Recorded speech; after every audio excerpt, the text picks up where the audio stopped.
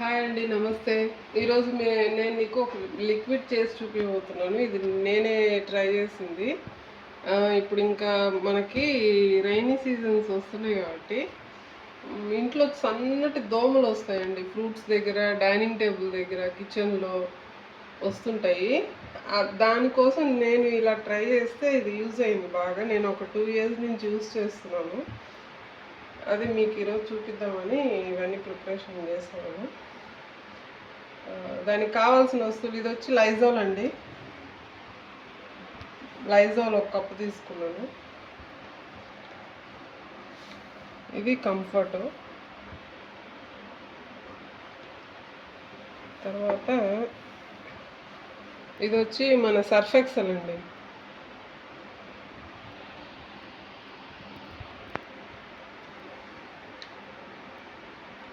ఆ మూడింటిని ఈక్వల్ కాంపోజిషన్లో పోసుకున్నాక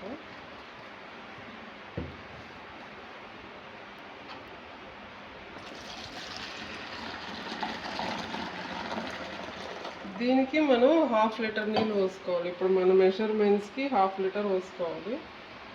తర్వాత ఇది ఊకి అండి. చాలామంది యూట్యూబ్లో దీన్ని రెఫర్ చేస్తుంటారు, చాలా మంచి మంచి రివ్యూస్ ఇస్తుంటారు. బట్ నాకు దానికన్నా కూడా ఇదే బాగా పనిచేసింది. స్టవ్ కూడా క్లీన్ చేస్తానండి, చాలా బాగా పోతుంది. ఒకసారి ట్రై చేసి చూడండి. ఇది ఎంటీ బాటిల్, నేనేం ఊకి ప్రమోషన్ చేయట్లేదు. ఎంటీ బాటిల్ ఇది. దాంట్లో నేను ఇది పోసి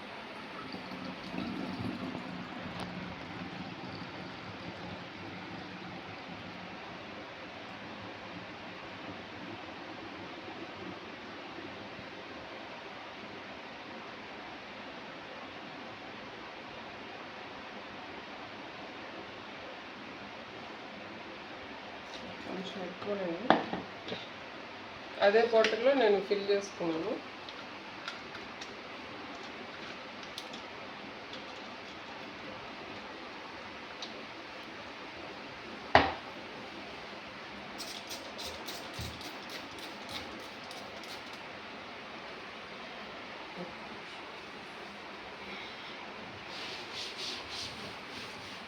మీకు స్టవ్ కూడా క్లీన్ చేసి చూపిస్తాను.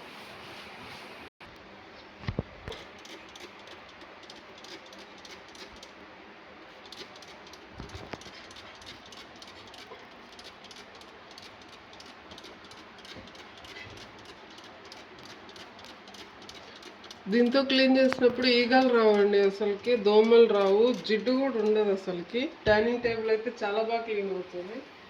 తర్వాత మన ఫ్రూట్స్కి పెట్టిన దోమలు అవన్నీ కూడా రావు అసలుకి. ఒకసారి ట్రై చేసి చూడండి. ఇది మా మమ్మీ చేసింది, తర్వాత నేను కూడా వాడుతున్నాను మా ఇంట్లో. ఎప్పుడు ఉంటుంది. నేను దీంతోనే స్టవ్ కూడా క్లీన్ చేస్తాను. చాలా క్లీన్గా వెళ్తుంది అనమాట, కొత్త క్లాత్తోనే. ఆ తర్వాత మనం మామూలు పొడి క్లాత్తో తుడుచుకోవచ్చు.